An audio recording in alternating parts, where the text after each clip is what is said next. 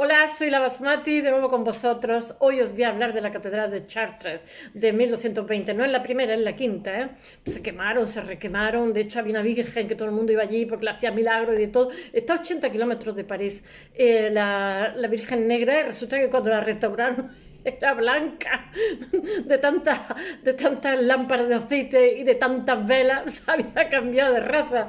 Pero bueno, os voy a decir una cosa. Ya sabéis que el gótico, que viene del románico anteriormente, donde se hacen unos muros de carga, etcétera, y no es, porque hoy va la cosa de vitrales, de vidrieras.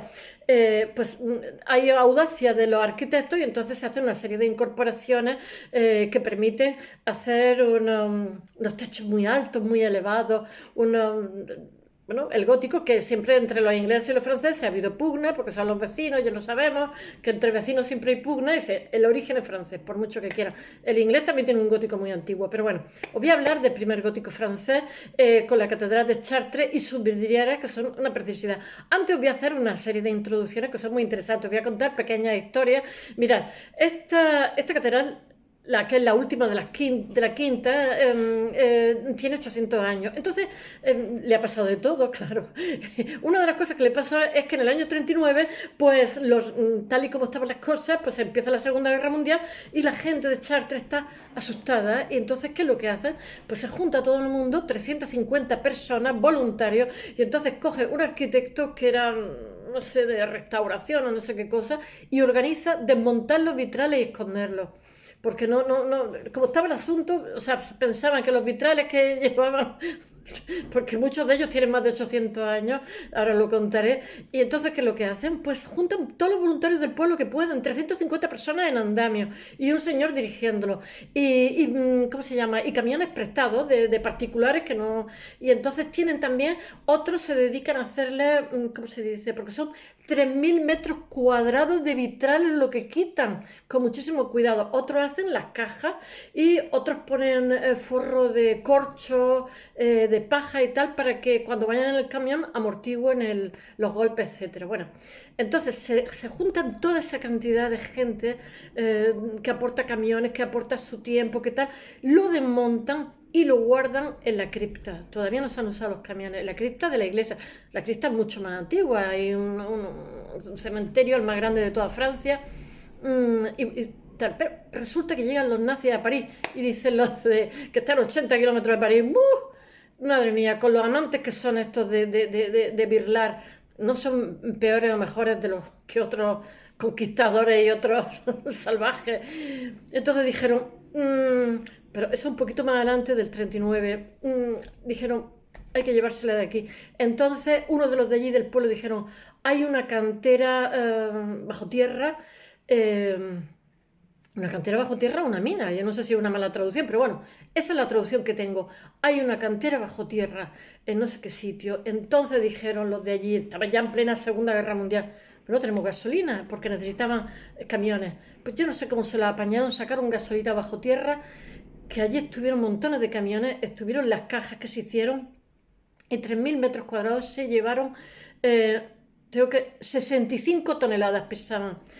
Ayudaron otra vez 300 y pico personas, todo pero en plan voluntario.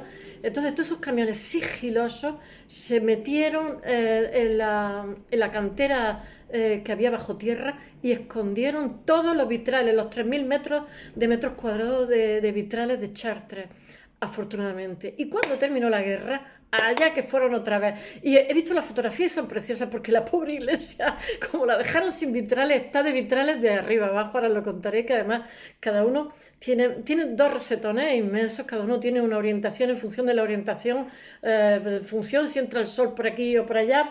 Entonces tener en cuenta que la gente era analfabeta, pues todos te narran historias del Antiguo, del Viejo Testamento, en fin.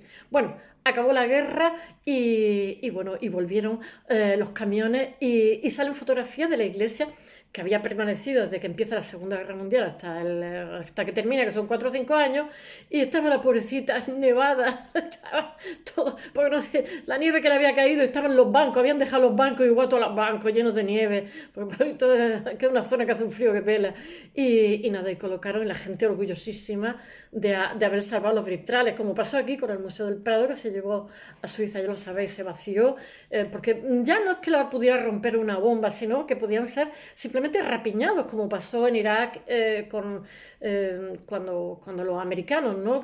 Con unas tablillas, unos rodillos de hace 3000 años, madre mía, de Asur y Nínive, y los robaron, los vendieron en el mercado negro, y ahora vete, o sea, es que da igual que lo rompa una bomba que lo robe fulano, porque la sociedad se queda sin eso. Bueno, el caso que salvaron los vitrales de los que os voy a hablar hoy. Y os voy a decir una cosa, vamos a ver. Esta iglesia tiene forma de cruz, tiene 4 alas, el norte, sur, el este y el oeste, ¿no? Entonces la fachada principal es la oeste, que es, de vez en cuando tengo que mirar la fecha, que me tengo que comprar un teleprompter urgente porque, ya, bueno, la fachada principal está en la oeste, que es donde se pone el sol, y allí se representa el apocalipsis. Ya sabéis que los medievales eran muy amantes, eran muy amantes del apocalipsis, de lo terrible del juicio, que iba a venir Dios y nos iba a juzgar a todos, y bueno, por supuesto nos iba a mandar al infierno de cabeza del primero al último. Bueno, el apocalipsis, el último juicio. Ahí está, en la sala principal, el oeste, ya sabéis, lo que le daban importancia, es que eran tremendismo. Después pensamos que los españoles somos tremendistas, Pascual Duarte. Te encuentras aquí a los medievales que todo lo veían negro, pero es que claro, había pestes, había epidemias, cólera, y bueno. Ahora también la habrá, lo que pasa es que no nos enteramos, como les pasa a los pobres, y nos enteramos. Bueno, la combinación de luz y vitrales, ¿cómo se dice?, ilustra el apocalipsis. Esta iglesia, gracias al gótico, está entera llena de vitrales. Me parece que hay 175 vitrales, y no creáis que es una súper gigantesca catedral. Es una catedral que es más bien tirando a pequeña dentro de lo que son las catedrales. Bueno, estos vitrales, ¿cómo se dice? Os tengo que contar otra historia pequeña. En España se hizo, a los que no seáis españoles, sobre los años 50-60, bueno, se hizo desde que acabó la guerra, colonización, que era para la gente que estaba, que tenía, pues yo qué sé, chicos jóvenes que querían formar una familia y no tenían recursos porque en España la posguerra fue muy larga por una serie de motivos, etcétera. Y entonces, es que no me acuerdo del arquitecto, os tengo que hablar un día de él porque se le premió y todo. De hecho, la Unión Soviética le copió el tipo de pueblos alargados que había. Bueno, este señor hizo colonización, ayudó también a formar el grupo El Paso. Era un arquitecto que, aunque era muy de derecha, era un tío muy inteligente, muy... Bueno, pues no voy a creer eso. Quiero decir que apostaba también, los del Paso eran todos comunistas, y se hizo amigo de ellos, los protegió, los trajo a Madrid. Bueno, y este señor lo que hizo fue, donde hizo colonización, hizo una serie de iglesias, una pila bautismal, porque estos sitios de colonización eran unas casitas que se las podían construir ellos, tenías que demostrar que eras pobre de solemnidad, se las podían construir ellos, entonces les salía más barato, se le daba con un trozo de terreno, en fin, y muy bonita, y bueno, y se hizo también una iglesia y tal. Entonces se le encargó, este señor tuvo el talento de encargarle las cosas a los jóvenes artistas de la zona, y yo conozco las de mi zona, y se le encargaron a muy buenos artistas, pero resulta, y una de las cosas que hicieron fueron vitrales, pero en vez de hacerlo perpendicular, lo hicieron horizontales en el techo, de tal manera que mejor estaba el cura dando misa y había unos vitrales modestos, no son los de Chartres, por Dios. Y entonces entraba la luz, inundaba el altar, el ara, ¿no? Y le daba una, que es lo que están intentando hacer aquí, una atmósfera al lugar, una atmósfera mágica. Y ¿sabéis lo que hicieron el obispo? Muchas de estas cosas. Por ejemplo, diseñaron la pila bautismal, lo diseñaron todo, el óleo, etcétera, lo diseñaron todo. Pues mandó destruir el vitral. Creo que se mantiene algún vitral de aquí, yo he visto, destruir la pila bautismal. Hicieron también, ¿cómo se llama?, pintura mural, pues también, porque decía que era irreverente que entrara la luz desde arriba. Estamos hablando de los años 40-50 en España, en fin. Quiero deciros que el estar dentro de un lugar, y que como en el norte de Europa, porque esta zona, París, ya hace bastante fresco, donde la luz del sol no es algo que abunde, pues entonces, en vez de ser la iglesia un lugar sombrío, como pasaba en el románico, es un lugar donde entra la luz de colores, y además de eso, narrando una historia. Bueno, ¿por dónde íbamos? Por el apocalipsis. Ellos... Vuelvo a repetir, narra, en todos estos vitrales, narra la historia de José, que ya sabéis que es zoroástrica, se lo robó a los zoroástricos, narra la historia de Noé y de del arca de Noé, de cómo se lo dice Dios y cómo con sus hijos prepara el arca, cómo trae los animales. Bueno, el ala norte, es que si no os voy a contar todos los vitrales, son 175. El ala norte es el tiempo pasado. Ya sabéis que es una cruz que estoy contando cada esquinita según esté orientada. Entonces, como es el tiempo pasado, los vitrales lo que está representando es la Virgen María y el Antiguo Testamento. Ahora os contaré que hay una Virgen María muy bonita que está todo de azul y se le llama azul chartre con un manto azul. Ese manto azul realmente es de origen musulmán y lo que te dice es la virginidad, porque ya sabéis que todos tomamos préstamos de todo el mundo. Bueno, al sur está ¿cómo se llama? En el ala sur están los vitrales contemporáneos. Entonces ahí está Jesucristo rodeado del Nuevo Testamento. Bueno, os tengo que contar que las colinas de Chartres. Chartres es cuando se va a Francia, los que lo hayan hecho lo saben, para hacer la ruta del Loire, del Loira. Es que se lo digo, de las pocas cosas que sé en francés. Las cosas que sé en francés porque la he oído allí, en Loire. Y bueno, que es una ruta preciosísima, ¿no? Y la hace muchísima gente, el turismo en Francia, bueno, los chateaux.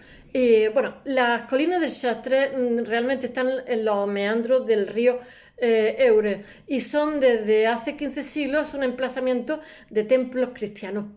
Pero, ya sabéis que realmente cuando se adopta una religión se hace un poquito de sincretismo con lo anterior. Ya me están empezando a entrar los calores.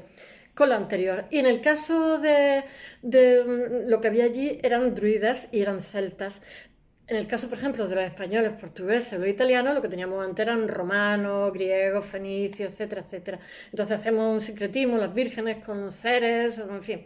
Ellos no, ellos tenían druidas. Entonces aquí también se deja sentir la influencia. Bueno, esto lo he tomado porque lo he leído y me ha parecido precioso. Bueno, eran druidos galos, acordaros de Asterio Belli y el druida, eran muy respetuosos con la naturaleza. Bueno, ellos decían que esa zona donde está la catedral tenían su centro sagrado allí, que había corrientes telúricas y ellos lo representaban como una serpiente y entonces tenía como un magnetismo especial y mucha gente iba allí a ser curada. Antes del cristianismo estoy hablando, ¿eh? Pero es que de alguna forma se mantuvo después del cristianismo, porque hay allí como 9 corrientes de agua, entonces la gente iba a beber ese agua porque pensaba que se curaba. Pero todo esto viene de la antigüedad, de la tradición de celta. Las tradiciones celtas que son muy bonitas, bueno, y que había corrientes telúricas y ellos le decían un nombre en celta que significa serpiente.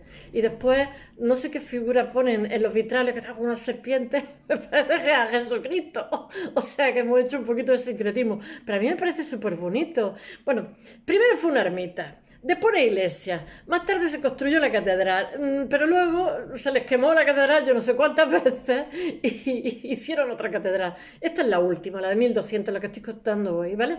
El lugar donde se levanta el templo francés fue antes pues un centro sagrado de los druidas de los celtas. Bueno, la catedral de Chartres está edificada sobre un dolmen de la tribu celta de los Carnutos. Carnutos se llamaba, y dicen que de ahí viene la etimología de Chartres, Chartres, como lo dirán franceses. Valerí, si me estás viendo, no sé francés. Bueno, y realmente se llamaban a sí mismos los guardianes de la piedra, los que vivían en ese lugar. Ay, y es que desde la más remota antigüedad el hombre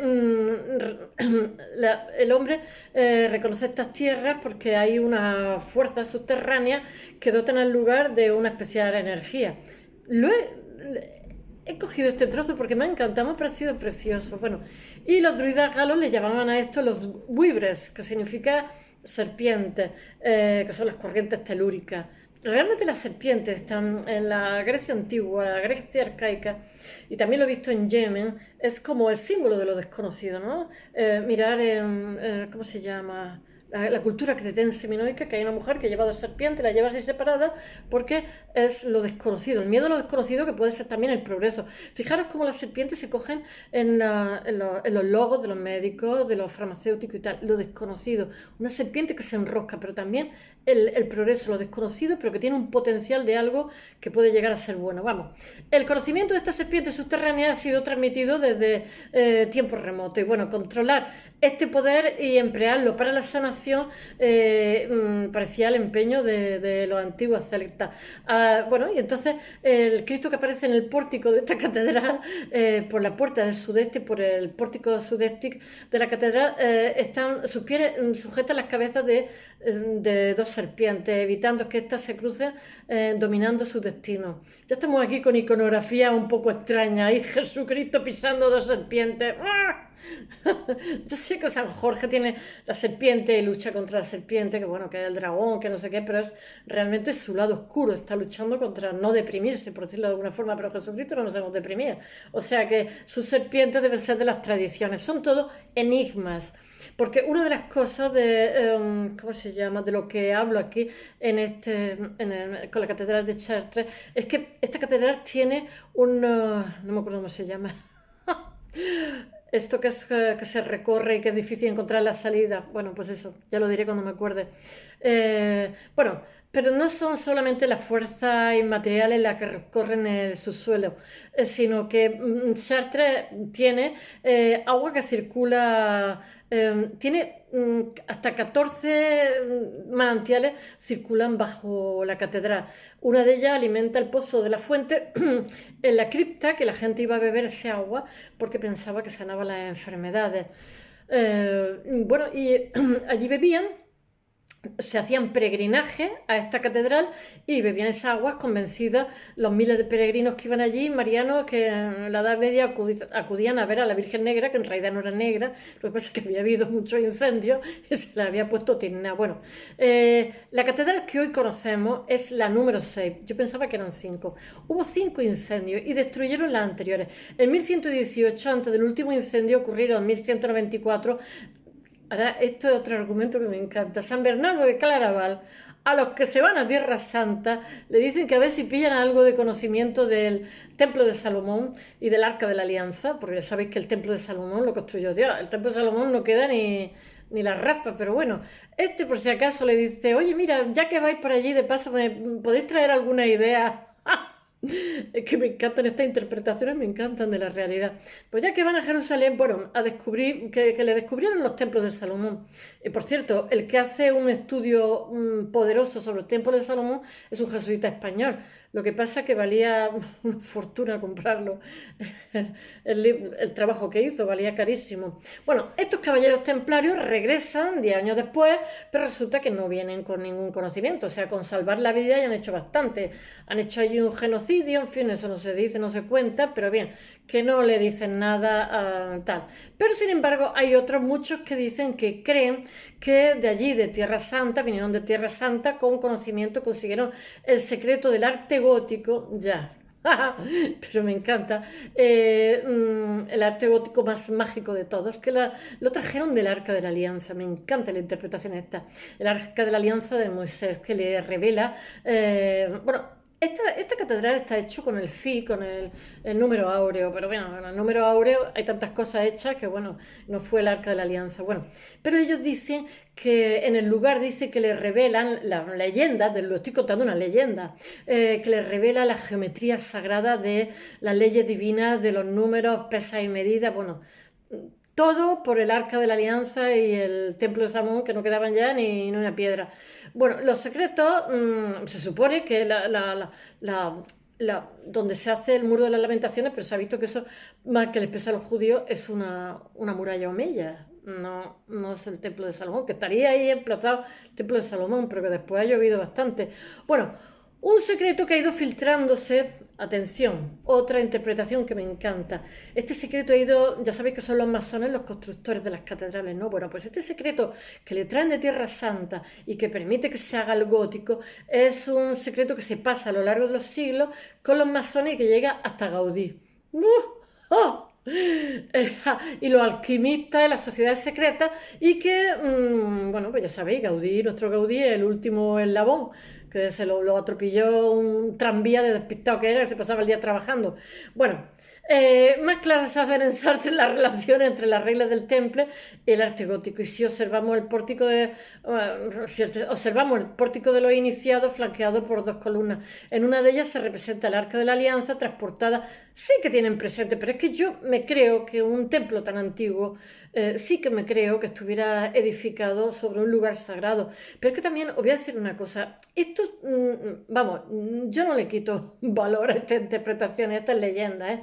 Pero el 99% de templos están hechos sobre otros templos que a su vez se hicieron sobre otros templos que a su vez se hicieron sobre otros templos. O sea, nosotros, no sé los de Castilla-La Mancha o la Castilla-La Vieja, pero en el Mediterráneo, o sea, como se te ocurra rascar, ahí sale de todo, de todos lados. ¿Por qué? Porque hemos sido, pues yo que sé, colonia griega, los fenicios han intercambiado con nosotros mercancía y hemos llegado a ser colonias de ellos. Eran unas colonias económicas, pero bueno, al final hemos acabado teniendo templos de la diosa, no sé qué, y sobre eso se ha hecho otro y después se ha hecho otro y seguramente donde están nuestras iglesias cristianas, que antes estaban las mezquitas, pues seguramente bajo eso tiene que haber otros templos, vete a saber. O sea, eso es una forma como de poder. Yo ahora soy el que mando, mi lugar sagrado está sobre donde estaba antes el lugar sagrado. Bueno, que el Arca de la Alianza está representada en los vitrales. Bien, vale. Y que a los pies aparecen algunos guerreros muertos, porque claro, aludiendo al coste de vida que supuso la empresa de los templarios. Pobres templarios también. Que la estructura de la catedral podía ser un poco enigmática. El plano se elaboró siguiendo, conforme se va reconstruyendo, se hace más grande. Hay zonas que son antiguas, como he dicho antes, que es la cripta, que es donde en la época de la Segunda Guerra Mundial decidieron que hay ¿cómo se llama? Un cementerio gigantesco, pero en fin, que sí, que se hace con la proporción del número áureo y que otras están basadas de la construcción de la catedral en las escalas musicales, como la nave de crucero, bueno, y que las proporciones geométricas de la ojiva recuerdan las estrellas de 5 puntas de los masones, que representan al hombre. Bueno, pues sí, pues si los masones fueron los que construyeron las catedrales, y además los masones se representaban con el compás, por eso todos mis ancestros eran masones, pues el gran constructor era Dios, o sea que la masonería, lo que pasa es que después se le ha echado mucha ciencia ficción, pero eran como los arquitectos, como después fueron los de la técnica de hierro, con Eiffel y todo esto. En cada época, digamos, hay alguien que sabe cómo construir lo último, y entonces intentan que ese conocimiento no se expanda para que ellos tengan un poco la exclusiva y tengan también un medio de vida, ¿no? Y los masones fueron eso, los constructores de las catedrales. Y bueno, el laberinto, que no me salía la palabra. Esta catedral tiene un laberinto gigantesco. Pero os voy a dar mi interpretación, que es la que yo conocía de los laberintos. Las catedrales, al igual que los musulmanes, que tienen que hacer una vez, los cristianos, tienen que hacer una vez en vida, tienen que hacer el viaje a la Meca, que se llama el Kurst. Nosotros teníamos que hacer una vez en vida un viaje a Roma, pero claro, la gente decía, oiga, pero somos pobres, ¿cómo vamos a ir a...? Y entonces lo que hicieron en las catedrales fue poner el laberinto como en esto. Eso es lo que yo sabía. No quiere decir, otros dicen que en realidad en el laberinto tiene no sé cuántos anillos y se ponía el Minotauro, ya sabéis la historia del laberinto, etcétera, etcétera, Perseo y tal. Ya tanto no llego. Pero bueno, el laberinto de esta catedral es gigantesco y realmente se abre los días de Pascua, en los cuales el creyente hace como una especie de peregrinación. Mirad, yo por ejemplo de mi tierra, la catedral está orientada a Roma, y entonces ahí está el símbolo que la gente dice Portocarrero, pero realmente se llama Villalán, que es Valladolid, que era el obispo de la época el que hizo esto, y que realmente el mayor es el que había heredado los bienes y el segundo, digamos, le daban la mitra eclesial, el poder. Uno tenía el poder temporal y otro el intemporal, para que la cosa quedara repartida siempre en las mismas manos. En fin, no me hagáis caso con los chistes.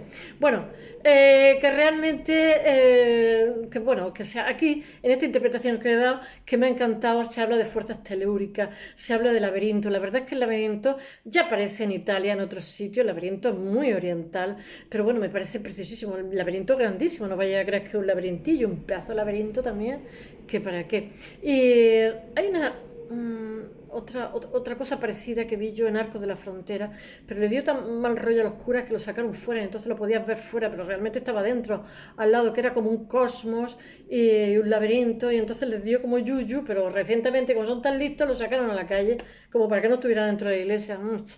Bueno, ay, bueno, que el laberinto se utilizaba como si fuera una tierra santa. En fin, bueno, os voy a hablar de las vitrales, a ver lo que me da tiempo. Aquí los artesanos y artistas medievales emplean gran variedad de colores. Mirad, tiene un trabajo de locos, porque para hacer colores tienen que hacer reacciones químicas con determinados materiales. Con deciros que el rojo es el que menos hace porque lo tienen que hacer con oro.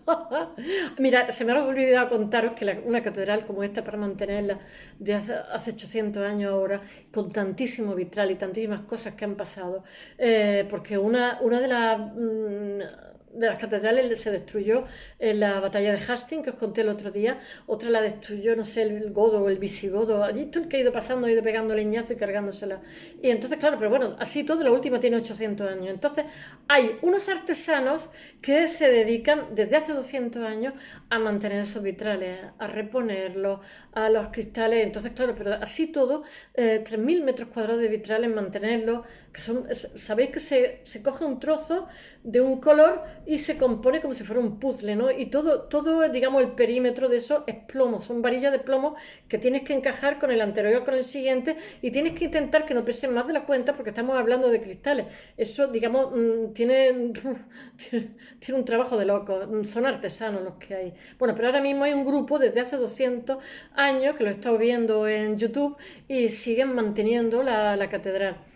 Bueno, para conseguir esta variedad de colores ahora en la actualidad es más fácil, todo hay que decirlo, ¿eh? Pero tener en cuenta que la química se desarrolla en el siglo XIX, o sea, hasta entonces, digamos, yo no sé, por Bellas Artes, por las cosas que conseguimos de colores y tal, son colores químicos, entonces prácticamente el final del siglo XIX hasta ahora. Bueno, los colores se añaden añadiendo óxidos metálicos al cristal fundido, entonces al añadir cobalto se obtiene el azul intenso, el cobre, el azul y el verde, el manganeso y el níquel, violeta, y con el plomo se obtiene un amarillo pálido. Madre mía, plomo. Bueno, el más complicado de conseguir es el rojo, que se hace con oro. Bueno, y modificando la mezcla básica se añaden diversos tintes que se pueden mejorar los tonos. Para los artistas del gótico, Chartres y otras catedrales, realmente las vidrieras de colores son un medio difícil de trabajar. El proceso obliga a producir y a colorear y a cortar el cristal, como he dicho, y a meterlo en líneas, como las cortinas de plomo, y también a organizar las formas, pero tienen como unos patrones, los tienen allí guardados por si alguna vez se rompe algo, para saber el tamaño exacto, porque tiene que ser exacto, y reponerlos. Tienen unos cartones como si dijéramos el puzzle de colores, porque allí se narran 3.000 metros cuadrados de historia, Antiguo Testamento, la Virgen, no sé cuánto. Bueno, entonces tienen diferentes colores para crear imágenes. Los fragmentos de cristal se unen mediante varillas de plomo. Como he dicho, este soporte no se puede conseguir el mismo realismo figurativo como se puede conseguir en la escultura o en la pintura. Eso está clarísimo, el soporte es dificultoso. Y así todo, las imágenes son increíbles, porque tener en cuenta que la luz atraviesa esos vitrales y el interior con esas cristaleras se convierte en un lugar mágico, porque se filtran montones de colores. Bueno, y es algo espectacular. Bueno, he de deciros, voy a dar unos cuantos antecedentes a ver lo que me da tiempo. Entre el 800 y el 820 se crean vidrieras de colores en la abadía de San Vincenzo en Volturno, en Italia. En el 1065 los vitrales de la capital de Augsburgo, en Alemania, son los más antiguos. Representan al profeta Daniel y son el ejemplo más antiguo que se conserva. Después, tengo que mirar la fecha, entre 1405 y 1445 los artistas del Renacimiento, bueno, pero aquí ya están diseñando escenas bíblicas en la Catedral de Florencia, que la Catedral de Florencia, allí se encontraron todos, Gilberti, Donatello, etc. Bueno, en 1860, Art and Craft, William Morris y los prerrafaelistas lo que están es mirando al medievo, entonces diseña, ¿cómo se llama? Diseña vidrieras. En 1974 diseña vidrieras para casa, etc. En 1974 el pintor Marc Chagall diseña vidrieras para la Catedral de Reims, Francia. Bueno, el cristal ya se usa en ventanales en el siglo I en Italia y se encuentran fragmentos de colores en ventanas de iglesias, pero en el siglo IX. La evolución de la arquitectura al pasar del románico, porque es que en el románico no había ventanas, no podías poner vitrales porque no había ventanas. Entonces, a partir del gótico, este nuevo tipo de arquitectura realmente gótico se lo ponen en los renacentistas italianos porque dice que es un arte de godo, de brutitos. Es todo lo contrario, es un arte refinadísimo que estimula la espiritualidad. Bueno, el nuevo tipo de arquitectura que nace en el norte de Francia en el siglo XII y que luego se extiende por el norte de Europa se conoce con el nombre de Opus Francigenum, que es obra francesa. Bueno, siglos más tarde, como he dicho, los arquitectos del Renacimiento dijeron que era gótico, que era como un peyorativo, en plan que era de godos, es decir, los bárbaros, las tribus germanas que destrozaron cuando el Imperio Romano. Pero bueno, el estilo no tiene nada de bárbaro, es un estilo súper elegante y bueno, que viene a sustituir el románico y además de eso que es muy estilizado. Y bueno, ya sabéis que las bóvedas de cañón y los arcos de medio punto de la iglesia románica requieren el uso de unos muros de estos muy gruesos y muy burdo, muy vasto. Lo que pasa es que la mayoría de iglesias románicas suelen tener muy buena acústica. No me preguntéis por qué, pero eso no es casual, ¿eh? Eso el que las construyó estuvo muy cuidadoso de que fuera así. Pero vamos, que los muros son los que soportan el peso de la... Y entonces los góticos, al hacer el arbotante, que es como un contrafuerte, pero que es un arco, lo que permite es que el interior no tenga columnas y por eso se pueden hacer vidrieras. Bueno, cualquier abertura en las paredes de ventanas se debilitaban, por lo tanto, en el gótico es imposible, son muy escasas. Es una iglesia que está totalmente en penumbra. Tiene mucho encanto, tenemos mucho en el norte de España, en la zona de Cataluña. Bueno, a medida que el gótico evoluciona, los arquitectos góticos, por ejemplo, la de León, los arquitectos experimentan con nuevas ideas y técnicas que abren el interior de las catedrales y las iglesias, haciéndolas más espaciosas y luminosas. Entonces se adoptan los arcos apuntados, que tienen menos empuje lateral, pero que los arcos de medio punto, pero que realmente se adaptan la apertura a diferentes tamaños y se usan nervaduras. Sabéis que son como esos nervios. Es que el problema es que aquí en España o calvo o con tres pelucas, porque no teníamos gótico, fuimos tardíos en el gótico, pero después tuvimos tanto gótico que ya llegó un momento que ya era una angustia gótico. Ya en el siglo XVI, que ya no hay gótico, nosotros seguimos haciendo gótico. La catedral de mi ciudad tiene el frontis renacentista con la águila bicéfala de los Austrias, tiene un frontis acorde a la época que se está viviendo, pero sin embargo su interior es neogótico y dices tú, madre mía, en el siglo XVI haciendo gótico todavía, estamos en el siglo XII y madre mía, o sea, 400 años después seguíamos nosotros haciendo gótico, porque ya se sabía en el manejo, entonces se ven claras las nervaduras de piedra para distribuir el peso realmente, con las tangentes se expande el peso hacia otros lugares, entonces hace que haya un ambiente muy despejado, sin columnas. Bueno, y muros de carga, lo que permite que no sean muros de carga y se puedan hacer vitrales. Entonces lo que se hace son muchísimas innovaciones en este periodo gótico que se hace, como he dicho antes, los arbotantes, que son con unos contrafuertes con arcos, que permiten amplias posibilidades en arquitectura. Y consiste en lo que he dicho antes, en un contrafuerte con este arco en el muro. Y mediante el arco las fuerzas laterales del peso del techo transfieren al muro arbotante. De ese modo se puede crear techos altísimos, mucho más altos, espacios interiores más altos, bueno, y no es en absoluto agobiante como cuando es el muro el que tiene que aguantar todo el peso.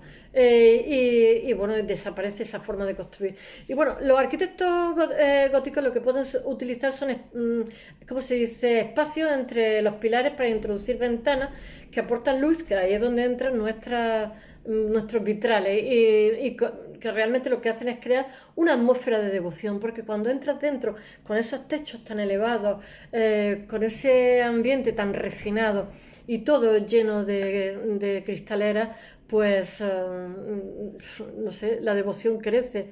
Pero esto donde más se da es en Inglaterra y en Francia, bueno, en el norte de Europa, en Alemania también hay góticos. Bueno, la bóveda creo que sería el arco apuntado y los arbotantes, como he dicho, son los tres grandes aportes, las tres grandes innovaciones de la arquitectura, que en realidad lo que busca esta arquitectura gótica es la verticalidad.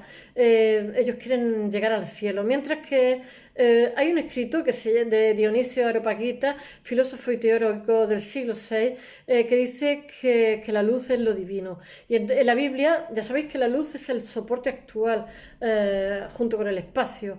Y bueno, ya sabéis, la luz también la usan los romanos con los óculos, también la usan los egipcios, pero bueno, ahora se está usando ya de una manera descarada con los vitrales, ¿no? La luz se asocia con Dios, con Cristo, con los conceptos como la vida, la verdad, el bien. La estructura de las catedrales góticas da forma física a las creencias cristianas. Ya tenemos una iglesia ya más fuerte, con pretensiones, digamos, de ser más sólida. Os dije que la herejía en el siglo 1000 eran más fuertes que nuestra iglesia, pero sin embargo, entre el 1000 y el 1500 la iglesia se hace muy, muy fuerte, pero se hace muy fuerte por el empuje que tienen todos, la gestión de los papas, las nuevas órdenes que se creen, etcétera. Los cristales permiten la entrada de luz de color y se convierten en una característica decorativa simbólica de una nueva arquitectura. Hay unas catedrales góticas, una de las catedrales góticas más espectaculares es la de Chartres, que está erigida entre 1194 y 1250, que tiene 130 metros de largo y 32 de ancho, no es muy grande. Con sus dos niveles de vidriera interior, la catedral resulta excepcional totalmente. Se ha restaurado recientemente. Estuvieron 10 años restaurándola y fue una polémica muy grande porque esa catedral, quieras que no, había recibido durante 800 años, como digo, pero después se llegó a la conclusión de que además de esos 800 años había tenido influencias de los incendios, aunque se hubiera erigido, porque la catedral cambió totalmente de color. Lo que se creía que era piedra resulta que después eran ladrillos. Lo que pasa es que tenía una capa tan gorda, oscura, que no se sabía ni de qué material estaba hecho. Bueno, la luz pasa filtrada por el tamiz de los...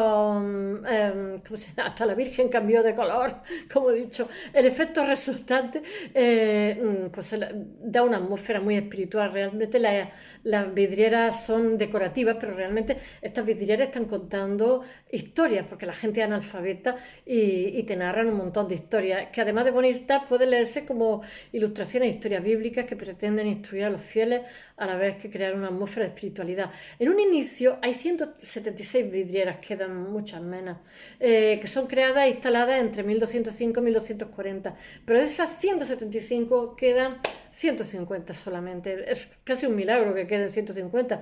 3.000 metros cuadrados. Yo cuando lo he visto digo, madre mía, qué disparate. Es una barbaridad de vidrieras. Si lo pienso en tierra, 3.000 metros cuadrados de vidrieras, madre mía. Bueno, la más famosa de todas las vidrieras que hay allí es Notre Dame de la Belle Verrière, que es una virgen muy bonita con un manto azul que se le conoce, yo creo que es un azul cian, pero bueno, se le conoce, en Francia tienen manía con el azul, el azul Klein también, que es del siglo XII, se le conoce como el azul Chartres. Bueno, sobrevive al incendio que hay en 1195 esta virgen, por eso os digo que la han limpiado, es que ha cambiado totalmente 10 años. Y entonces la gente que es creyente tuvo una polémica porque diciendo que habían cambiado demasiado y los restauradores dijeron, no, oiga, si no hemos quitado nada más que la mugre de yo que sé cuántos años. Bueno, en el centro hay una imagen de la Virgen María vestida con una túnica azul intenso, azul cobalto, pues no es azul cian, es azul cobalto. Y su centro está sostenido por ángeles y bueno, ahí tiene el Espíritu Santo que le revuela por la cabeza. En los bordes hay cementos que se le añaden más tarde y que muestran las escenas de la vida de Cristo.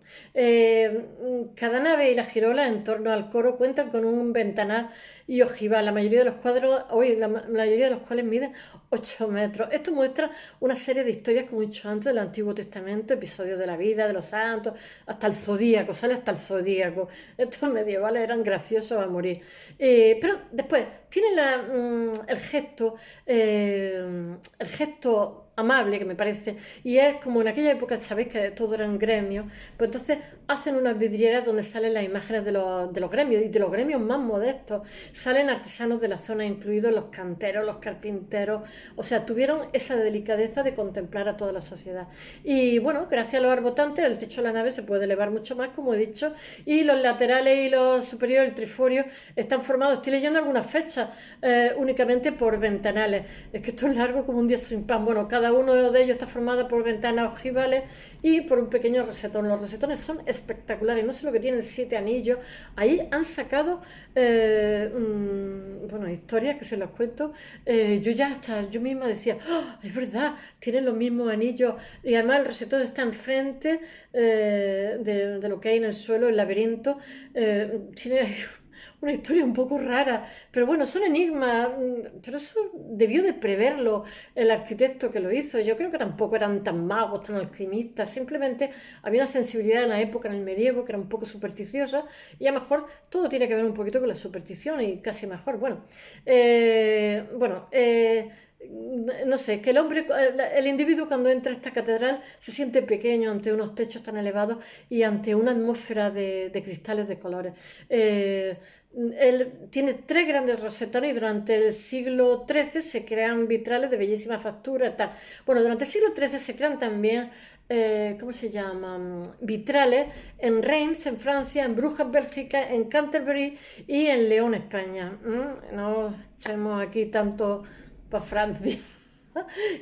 Os he dicho que es la sensibilidad de la época y bueno, y que realmente los vitrales pasan a ser, se incorporan como patrón a ser como si dijéramos instrumentos dentro de la religiosidad y se hacen ya con cierta frecuencia a partir de entonces. Esto es casi novedoso porque había, como he dicho antes, cosas pero eran esporádicas. Bueno, después hay una decoración escultórica que está, ¿cómo se dice?, integrada en la arquitectura, que es de manera casi orgánica. Entonces, las puertas, como he dicho antes, la puerta del norte, la puerta oeste y tal, es espectacular las tallas que tiene, la complejidad y la ejecución y el tratamiento, así como los temas teológicos. Bueno, que las figuras emergen de las columnas, están totalmente, yo qué sé, los dinteles, la escena, en torno a las puertas. Bueno, ahí es una preciosidad las esculturas que hay. Y bueno, que hay un vínculo entre esas esculturas que se construyen y los vitrales. Y bueno, que eso hace que Chartres sea una obra única. Y bueno, este tipo de vitral se continúa en el Renacimiento, como he dicho antes, con Gilberti y Donatelli, que diseñan espectaculares ventanales en la Catedral de Florencia. Espero que os haya gustado esta mañana.